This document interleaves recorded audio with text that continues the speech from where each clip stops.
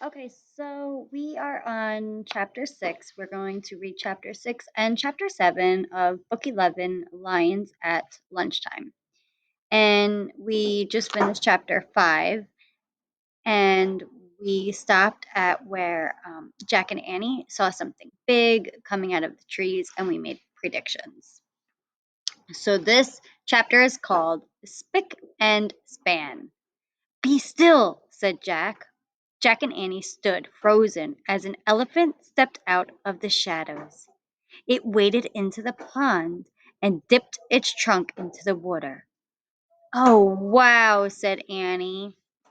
So it was um, a elephant coming out. So it wasn't an elephant actually coming down the tree, but coming out of the tree walking by. Jack breathed a sigh of relief. An elephant wasn't going to chase them and eat them. Still, the elephant was huge. Let's sneak away, said Jack. But I want to watch, said Annie. Fine, said Jack. He was tired of Annie getting sidetracked. I'm going to solve the riddle by myself. I'll meet you back at the treehouse. He turned to go. A spray of water rained down on him. It came from behind. He shouted with surprise and looked back. The elephant's trunk was pointed straight at Annie. Cool, she cried. He's giving me a shower. Remember, she was all muddy because she fell into the river and she got stuck in the mud, and the elephant is cleaning her off.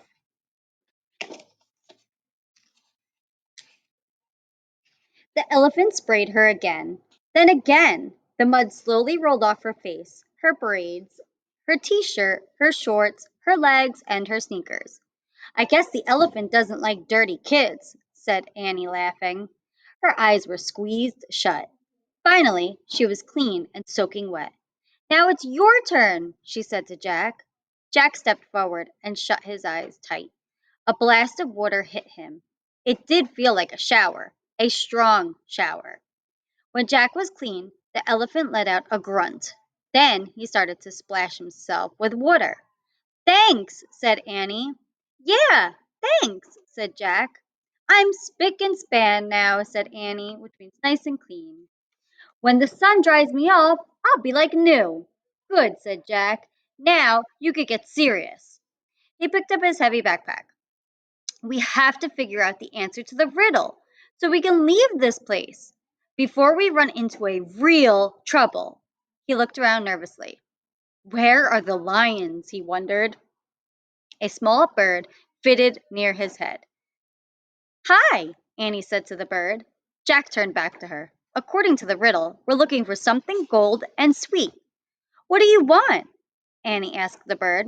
The bird twittered and flew around Jack and Annie.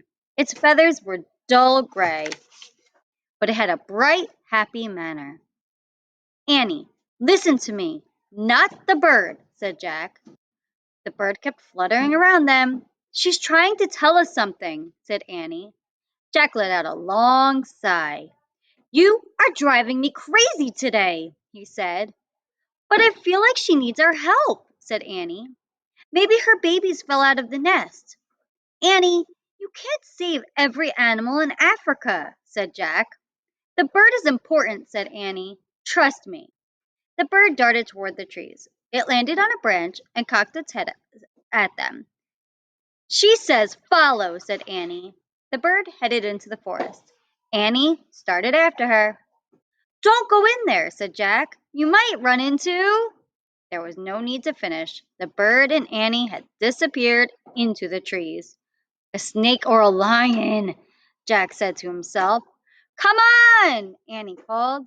Jack moaned. He pulled on his backpack and ran. The peanut butter jar thumped against his back. Now we're going to read chapter 7. It's called Hi There. The forest was cooler than the sunny plains. It was filled with shadows and bird calls. Where are you? Jack shouted. Here, said Annie. He found her in a thick glade. Bright rays streamed through the trees. Green leaves and vines swayed in the dappled light. The little gray bird sat in a tree, twittering at them. Yuck! What's that? Said Annie. She pointed to a round brown thing hanging from a low branch. Bees buzzed around it. We're going to make bees today. If that's her nest, it's a pretty weird nest, said Annie. That's not a nest, said Jack. It's a beehive. Don't you see the bees? Yikes, said Annie. She stepped back from the tree, but the little bird darted at the beehive and pecked at it. What's she doing? Said Annie. The bird kept pecking at the hive. I don't know. Maybe she's as nuts as you, said Jack. Look her up in the book, said Annie. See if it says she's nuts. Are you kidding? Said Jack. That nutty bird isn't going to be in this book. Just look. Jack opened his Africa book. He kept turning the pages. Just as he thought, there was no gray bird in the book. Forget it, he said. Keep looking, said Annie. Jack turned one more page, and there it was, a little gray bird, a beehive, and a tall painted warrior with a spear. I don't believe this, said Jack. Then he read aloud. The bird is called a honey guide. It's both a friend and a helper to the Musi people, an African tribe from an African tribe known for their fierce fighting skills and bravery. Hi, honey guide, Annie called to the bird. I knew you were important, Jack kept reading. The honey guide leads a Maasai tribesperson to a beehive. The bird waits for him or her to scatter the bees and take the honey. Then the bird feasts on the honeycomb. That's cool, said Jack. They work together like the zebras and wild beasts and gazelles. Yeah, said Jack. And she wants us to be her helpers. We have to scatter the bees and leave her the honeycomb. How do we do that? Said Jack. He looked back at the book. It didn't say how. Well, maybe we could wave those weeds at them, said Annie. She pointed to some bright green plants that looked like giant fans. Jack put his book and backpack down. He and Annie pulled up the weeds. They waved them near the trees, and the bees scattered.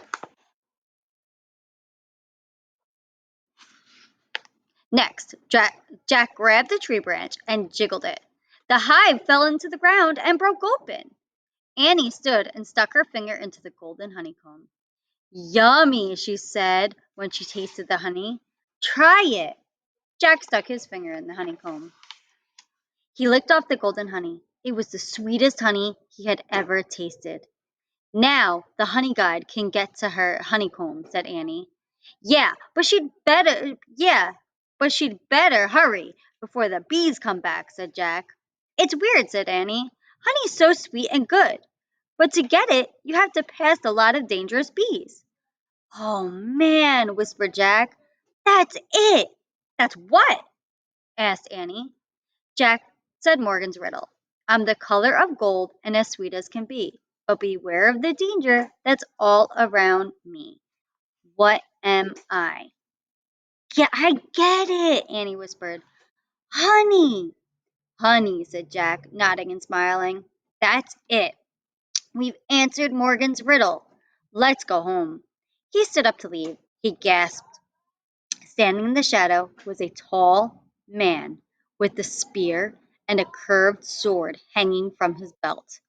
His face was painted in fierce, bright colors. Jack knew at once what he was, a Maasai warrior. Hi there, Annie said in a small voice. And that is the end of chapter 6 and 7. And you are going to make a prediction. Do you think the warrior is going to be nice, or do you think he's going to be mean? You make your prediction. I will write mine on a Jamboard with you.